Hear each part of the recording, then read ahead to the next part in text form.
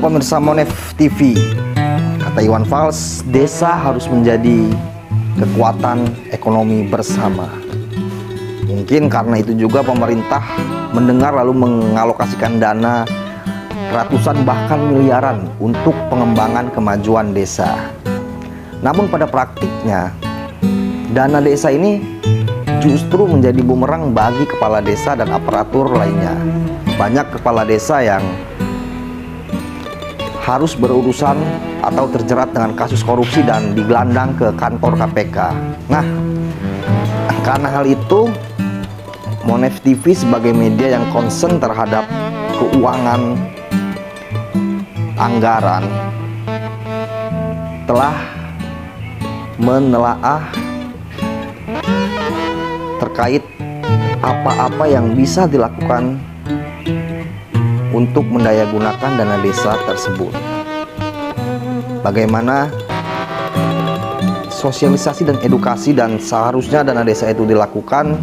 Simak terus Monev TV, analisa transparan, akuntabel, dan tertuju.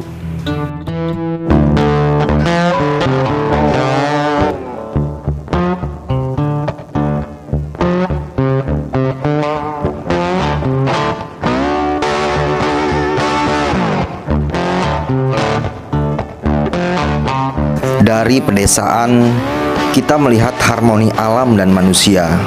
Seolah disinilah satu-satunya anugerah penghidupan yang mengatakan secepat-cepat kota melangkah maju membangun segala perkembangan, desa masih sebagai primadona, tempat kembali merangkai cita-cita kemerdekaan. Mungkin karena pendapat itu juga, pemerintah Republik Indonesia menginginkan desa menjadi power perekonomian karena tanpa kehadirannya, kota berjalan pincang dalam mengemban cita-cita kemerdekaan. Akibat ketimpangan itu, banyak warga desa yang mencari peruntungan ke kota, sehingga membludak dalam satu wilayah. Bersama pemerintah daerah, pemerintah pusat bekerja sama membangun kemandirian ekonomi desa. Mulai 2019 hingga 2024, pemerintah desa menganggarkan 400 triliun untuk dialokasikan bagi desa di seluruh Indonesia.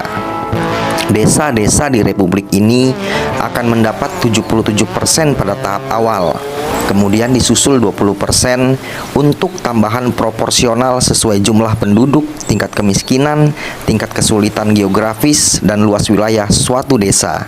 Lalu yang 3% lagi untuk tambahan kepada desa-desa berstatus tertinggal.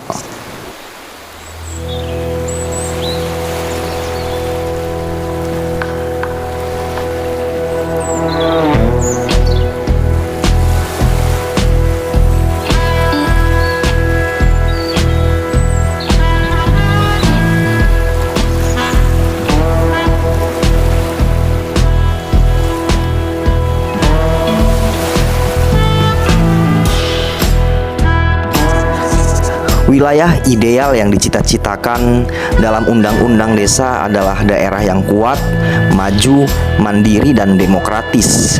Hal ini dapat terwujud jika kepala desa mampu menyelenggarakan pembangunan dan pemberdayaan masyarakatnya. Fokus kerja pemberdayaan desa adalah mewujudkan masyarakat sebagai subjek pembangunan, sedangkan kepala desa sebagai subjek yang berwenang mendayagunakan keuangan serta asetnya. Tapi dalam perjalanan membangun kemandirian itu harus dilakukan demokratis dan berkeadilan sosial. Karena Kades dan Badan Permusyawaratan Desa atau yang disingkat BPD dipilih langsung oleh warga.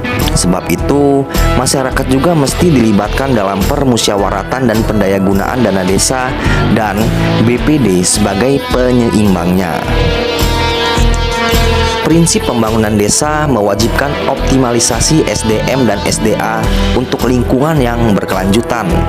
Berdasarkan peraturan menteri dan undang-undang desa, penggunaan dana desa mesti mengedepankan kebutuhan prioritas, yaitu mendahulukan kepentingan yang lebih mendesak dan berhubungan langsung dengan kepentingan sebagian besar masyarakat. Selain itu, penggunaan dana desa mesti berkeadilan dan mengutamakan hak seluruh warga desa tanpa membeda-bedakan. Kepala desa dan BPD serta masyarakat bisa menentukan pilihan penggunaan dana desa untuk 3-5 jenis kegiatan sesuai kebutuhan yang menyesuaikan prioritas nasional, namun tanpa praktik penggunaan desa yang dibagi rata. Selain itu, penggunaan dana desa tidak dianjurkan melanggar norma partisipasi dari prakarsa dan kreativitas masyarakatnya. Misal, menggunakan insinyur mesin dari luar daerah sebagai tenaga ahli untuk mengoperasikan alat tertentu. Pendayagunaan dana desa mutlak untuk membangun akses optimalisasi SDM dan SDA yang dapat mendongkrak keuntungan masyarakat.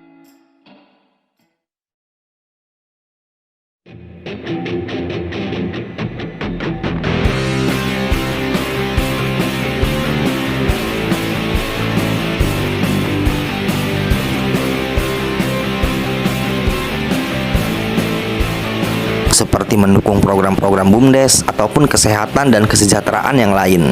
Hal ini ditujukan agar desa benar-benar menjadi contoh kemandirian, pembangunan dan ekonomi dunia, sehingga berdiri di atas kaki sendiri, bukan semata slogan kampanye.